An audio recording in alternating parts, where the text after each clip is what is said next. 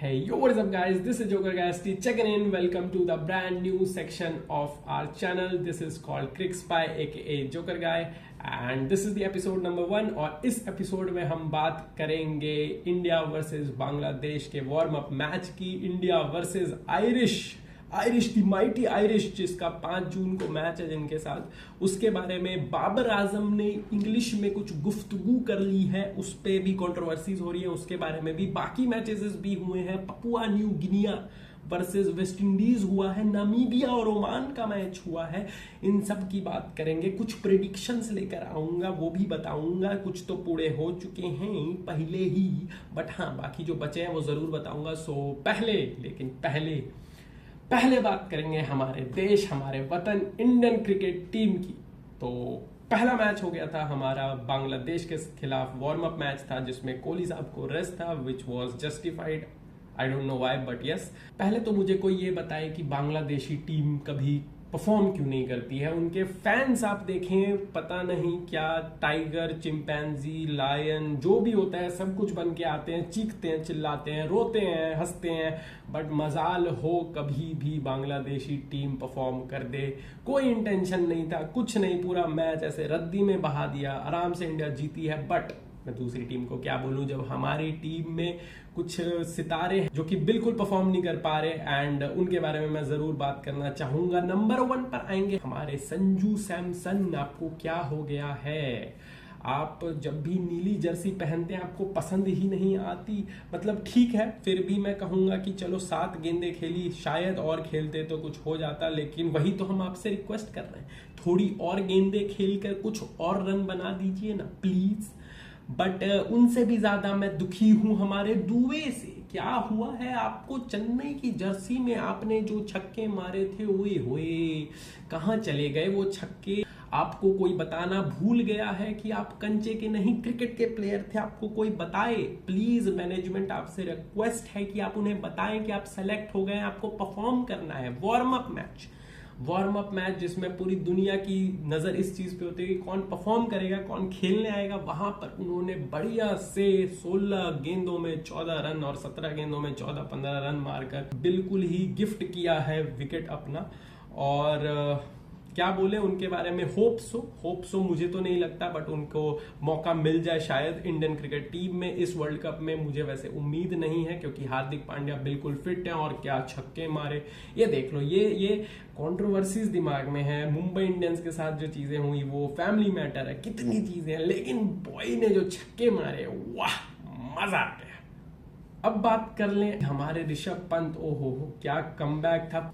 पूरे आईपीएल के टूर्नामेंट में बिल्कुल ही बेकार परफॉर्मेंस. मतलब एक आध 50 आई थी, बट वो उस स्ट्राइक रेट और उस मजे से नहीं खेल रहे थे जिस मजे से उन्होंने उस दिन जो बैटिंग की है. वाह, क्या कंट्रोल था, क्या बढ़िया था.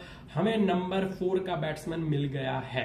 नंबर 4 से याद आया, हमें इंडिया की प्रोबेबल 11 भी डिस्कस करनी है आयरलैंड के साथ, जो कि है 5 जून को मैच. तो उसमें मेरे हिसाब से यशस्वी जायसवाल को मौका मिलेगा. कोहली नंबर 1 पर ही आने चाहिए क्योंकि पिचेस इतने ज्यादा हाई स्कोरिंग नहीं है, बाउंस कम है, तो 160-180 तक बनाकर चेज की तो बेटर है. And we have king Kohli himself with us, तो हमें ज्यादा दिक्कत नहीं आनी चाहिए.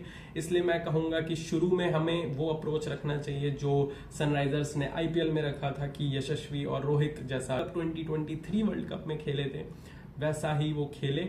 एंड कोहली नंबर 1 पर. अगर विकेट जल्दी लॉस हो जाए तो कोहली आकर वो एंकर इनिंग्स जो बहुत अच्छे से रोल निभाते हैं वो करें. नंबर 4 पे पंत आने चाहिए, नंबर 5 पे सूर्या, नंबर 6 पे हार्दिक और फिर जड्डू. उसके बाद मेरी मैनेजमेंट से एक दरख्वास्त है कि प्लीज कुलचा को साथ में खिलाएं, रोटेशन वगैरह के ऊपर ना जाएं.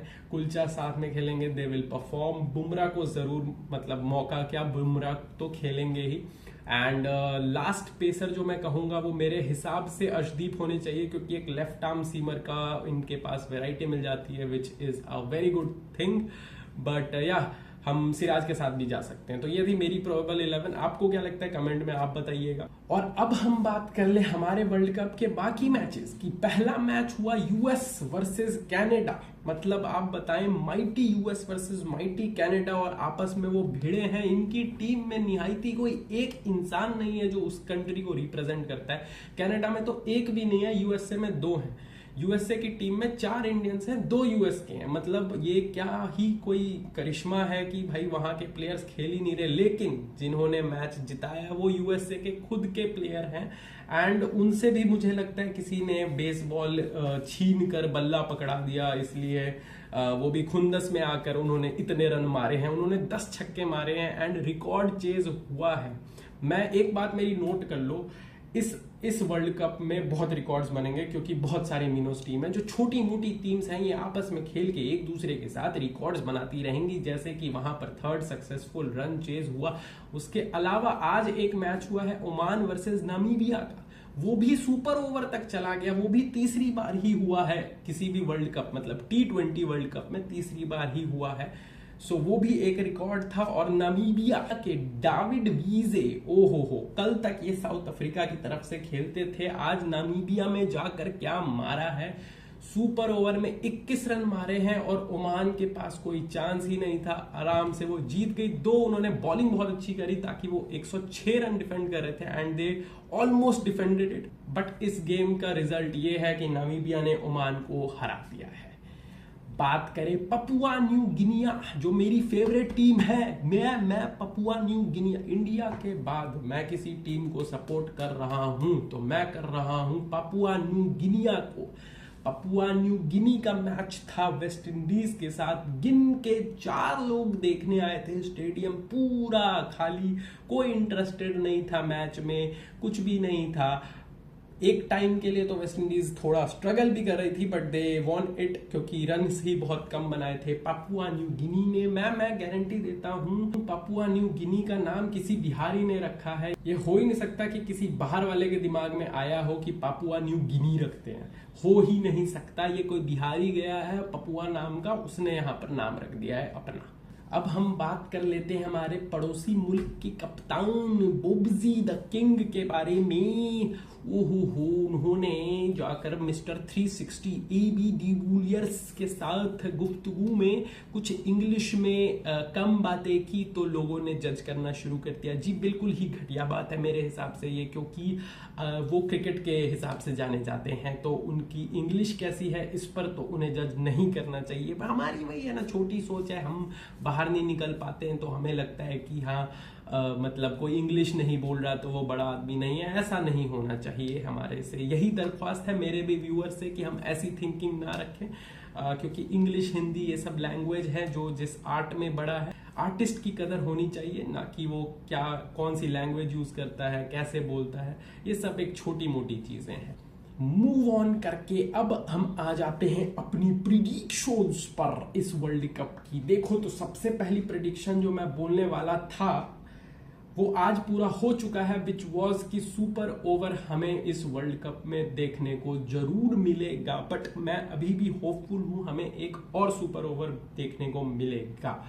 बात करें दूसरे प्रेडिक्शन की तो मैं कह रहा हूं इतने मिनोज हैं, एक तो अपसेट लिख के ले लो। और मैं ये नहीं कह रहा कि हाँ भाई पाकिस्तान ने आयरलैंड को हरा दिया तो ये एक अपसेट है, नहीं। मुझे पता है आयरलैंड ने भी कुछ दिन पहले पाकिस्तान को हराया था, तो वो वापस हरा दे तो वो अपसेट नहीं है। बट एक मेजर अपसेट जो कि हम में से कोई एक्सपेक्ट नहीं कर रहा होगा, जैसे कि पिछले वर्ल्ड कप में नीदरलैंड्स ने साउथ अफ्रीका को हराया था, उस किस्म का कुछ अपसेट होने वाला है। ये मेरी बात नोट कर लो।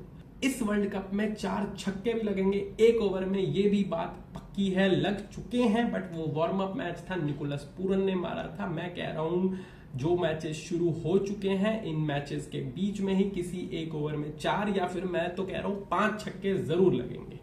बाकी आखिरी मेरी जो प्रेडिक्शन है, जो कि शायद आप लोगों को अपनी सीट से उठा दे और बोले व्हाट, ये तुम कैसे कह सकते हो, वो ये है कि ऑस्ट्रेलिया इस बार किसी भी वे में नहीं जीतने वाली वर्ल्ड कप। मैं तो ये भी कहूंगा कि वो शायद क्वालिफाई भी ना कर पाए सेमीफाइनल्स के लिए। अगर कर भी गए तो फाइनल्स तो नहीं ही खेलेंगे। एंड ये मेरी प्रिडिक्शन है and I am pretty sure कि ऐसा ही होगा। सो ये थी मेरी 4 प्रिडिक्शन। आप लोगों की क्या प्रिडिक्शन है ये आप लोग बताएं मुझे कमेंट सेक्शन में, या फिर मुझे फॉलो कर सकते हैं इंस्टाग्राम पे, वहां पर बातें करें। इस वीडियो के लिए इतना ही। आप लोगों से फिर मुलाकात होगी 5 जून के मैच के बाद, जरूर मिलेंगे। बहुत सारी चीजें हैं, एक तो 4-4 मैच रख देते हैं यार एक दिन में, मुझे तो कोई लॉजिक ही नहीं समझ आता। 2-2 महीने तुम्हारे लीग्स चलते हैं और फिर तुम वर्ल्ड कप को 1 महीने में इतनी जल्दी ऐसे 28 मैचेस डालकर खत्म कर देते हो, ये मुझे लॉजिक नहीं पता। बट ठीक है, हमें क्या, हम आएंगे आपसे मिलने जब भी मैचेस अच्छे होंगे, या फिर इंडिया के मैचेस के बाद तो जरूर। सो अगर ये सेक्शन पसंद आया तो please give it a like and subscribe कर लो if you are new to the channel, क्योंकि और ऐसे कंटेंट आने वाले हैं। और अपने दोस्तों के साथ शेयर करो। So take care, bye bye, मिलते हैं। भारत माता की जय।